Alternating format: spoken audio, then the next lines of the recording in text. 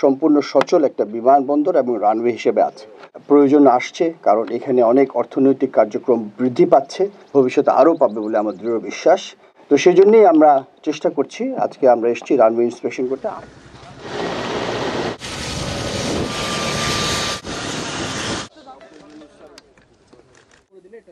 ভালো লাগছে আমার বগুড়াতে এসে। আপনারা জানেন বিমানবন্দরটা অ্যাকচুয়ালি একটা ডিসইউজড এয়ারফিল্ড ছিল, অব্যবহৃত এয়ারফিল্ড, যেটা দ্বিতীয় বিশ্বযুদ্ধের সময় প্রতিষ্ঠিত হয়েছিল। দ্বিতীয় বিশ্বযুদ্ধের পর থেকে যখন স্বাধীনতার পরে বাংলাদেশ বিমান বাহিনী ফর্মেশন হলো, তখন থেকে আমাদের এখানে অবস্থান আছে এবং সমস্ত যত ডিসইউজড এয়ারফিল্ড আছে সবগুলি বিমান বাহিনীর আওতাভুক্ত ছিল সেই সময়।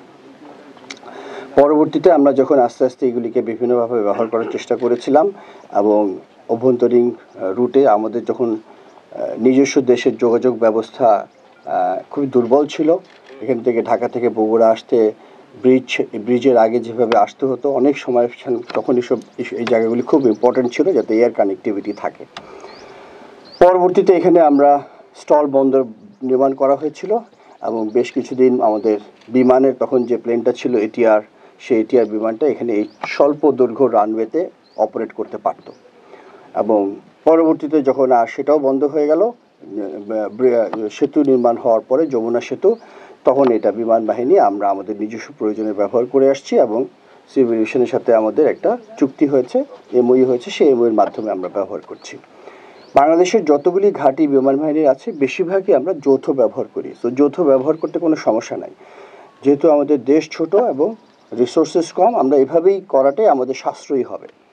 তো সেই হিসেবে আমরা এটাকে ধরে রেখেছি এবং আমরা আছি বলেই আজকে এই এলাকাটা আছে। এবং আপনারা ভালো করে জানেন, এটা যদি অ্যাবান্ডেন্ট হতো, যেমন অন্যান্য ডিসইউজ এয়ারফিল্ড যেগুলি আছে বাংলাদেশে, অনেকগুলি আমাদের নিয়ন্ত্রণের বাইরে চলে গেছে এবং ওগুলি অব্যবহারযোগ্য হয়ে গিয়েছে।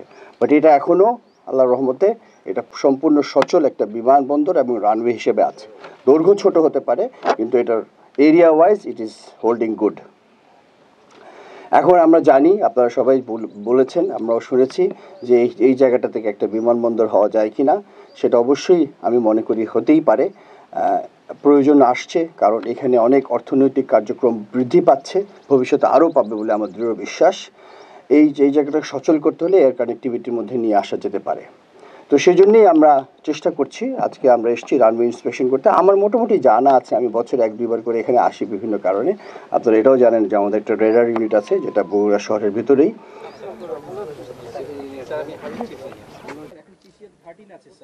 আমরা ওভারলে 2 ইঞ্চি করে দিলে এটা স্যার 17 পিসি আসবে এবং স্যার অ্যাপনের জন্য মাস্ক লাইট, টার্নিং লাইট সবগুলো